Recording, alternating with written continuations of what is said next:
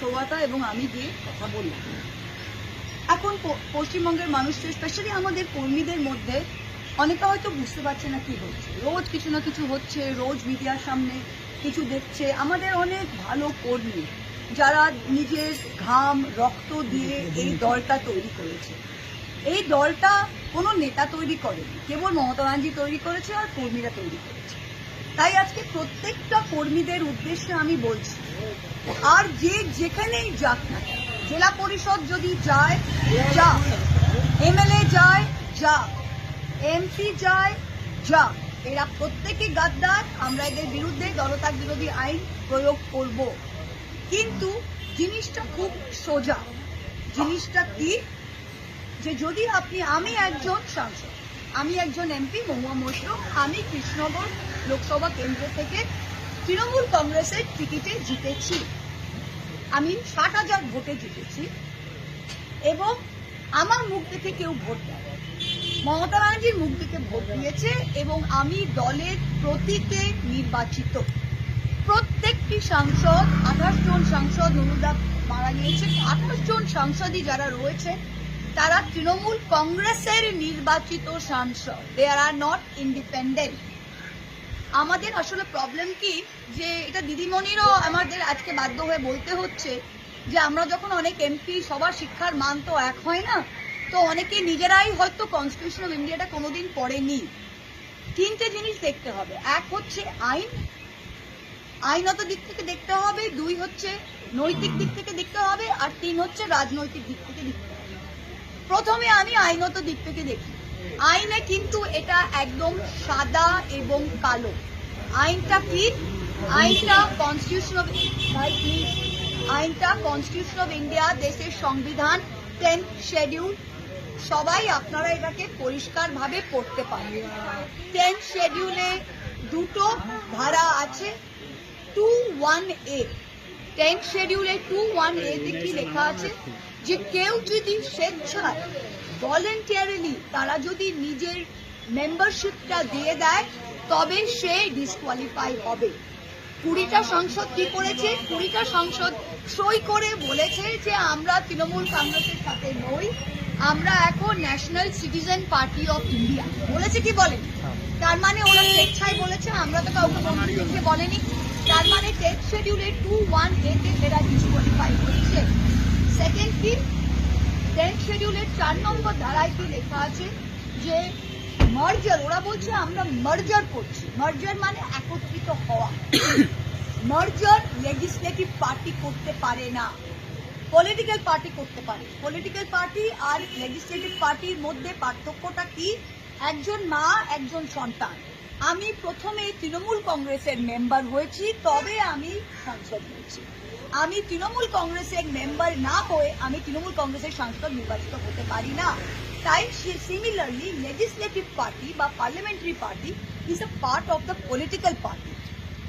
10th শিডিউলের 4 নম্বর ধারায় পরিষ্কার লেখা আছে, মার্জার একমাত্র হতে পারে যখন 2/3 অফ অরিজিনাল পার্টি, মানে পলিটিক্যাল পার্টি, সেটা যদি মার্জ হয় তবে হতে পারে।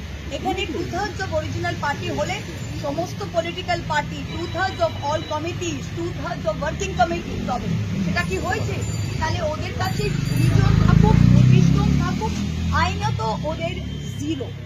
আজকে আমরা গলা ফাটিয়ে বলতে পারছি, এই হচ্ছে আমার পজিশন। একটা গদ্দারকে আমি চ্যালেঞ্জ করছি, ব্যক্তিগত আক্রমণে যাবেন না।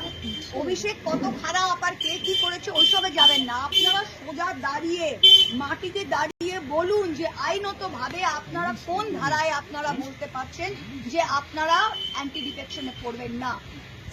সেকেন্ড, নৈতিক দিক থেকে যদি আমরা দেখি, তাহলে আপনারা বিজেপির লোকগুলো এখন আমাদের দিকে ডিম ছুটছে, পাবলিক ডিম ছুটছে না। ডিমের দাম 6 টাকা না 7 টাকা, পাবলিক নিজের বাচ্চাকে ডিমের সেদ্ধ খাওয়াতে পারছে না। মিড ডে মিলে দুপুরে সপ্তাহে 2 দিন ডিম দিচ্ছে, পাবলিকের কাজ নেই, খেয়ে দে তৃণমূল নেতাদের ফেললো। আপনারা আপনাদের এলাকায় বেরোতে পারবেন, কারণ আপনারা ভোট নিয়েছেন তৃণমূল কংগ্রেসের নামে। এই 20টা সংসদ যদি রাস্তায় হাঁটে উইদাউট দ্য তৃণমূল প্রতীক, এরা ভোট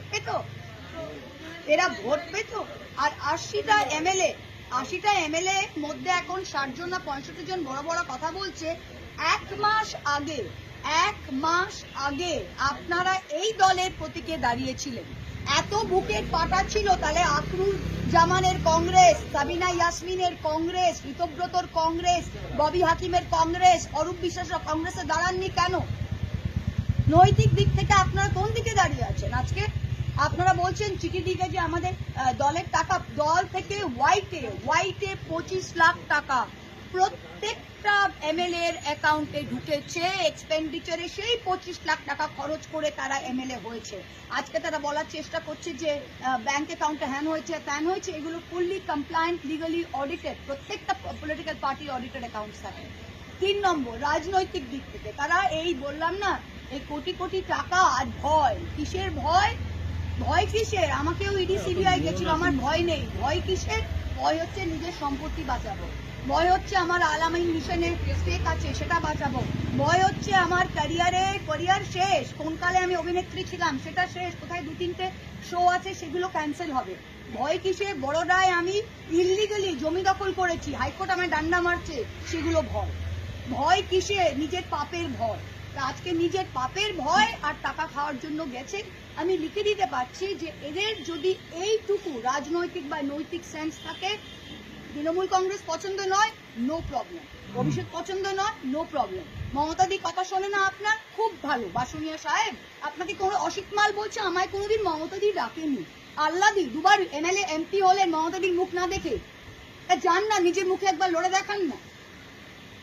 বাসুনিয়ার বউ নিজে এমএলএ, সে এমপি, সে বলছে আমার সাথে ডিসকাশন হয়নি। ডিসকাশন হয়নি তোর বউকে কি আমরা রাস্তা থেকে তুলে টিকিট দিলাম যে তোর সাথে ডিসকাশন হয়নি? মানে এগুলো যুক্তিহীন কথাবার্তা। আর আমি কর্মীদের বলছি, এদের যেতে দিন। প্রত্যেকটা জেলা পরিষদ, আজকে নদিয়া জেলা পরিষদে ওরা অনাস্থা আনছে, আমি বলছি ফেলতে দাও জেলা পরিষদ, 1 পয়সা দেব না। 10 জন এসে তারা জেলা পরিষদ, এদের আমরা জিতিয়েছি, কর্মীরা জিতিয়েছে। আজকে জেলা পরিষদের নির্বাচিত সদস্যরা বলছে আমাকে 10 লাখ টাকা দিন, আমি অনেস্ত পুড়িয়ে দেব। দরকার নেই, ফেলে দাও, দরকার নেই, ইস্পার হোক। আমরা 5 জন দাঁড়িয়ে থাকবো, কিন্তু এই দলকে আমরা তুলবো। বাংলার 2,60,00,000 ভোটার ভোট দিয়েছে বিজেপি বিরোধী ভোট। তারা বিজেপিকেও ভোট দিতে পারতো, দেয়নি, আমাদের দিয়েছে। সেই ভোটটা মমতা ব্যানার্জির ভোট, তৃণমূল কংগ্রেসের কর্মীদের রক্তের ভোট। এই ভোটটা কোন মেম্বার যদি ভাগতে চায়, ভাগো। নতি টাকা 1 পঞ্চায়েতে আপনারা পঞ্চায়েত ফেলবেন, ফেলেন। এই দুটো চোর মেম্বারকে নিয়ে ভোট চাইতেও যেতে পারছি না, ফেলেন। জেলা পরিষদ ফেলবেন, ফেলেন। যে যাবার যান, কর্মী থাকবে, কর্মী তৈরি করেছে, আর মমতা ব্যানার্জি থাকবে। আর আমরা যদি 7-8 জনও থাকি, আমরা কিন্তু বিজেপিকে ফিনিশ করে আমাদের দেশটাকে বাঁচাবো। এইটাই আজকে আমাদের বলার আছে। मोदी आपने बोला कि दल त्याग कानून का इस्तेमाल करेंगे। Yes. वो जो 20 हम लोग ऑलरेडी डिस्क्वालिफिकेशन पिटीशन दे दिया है।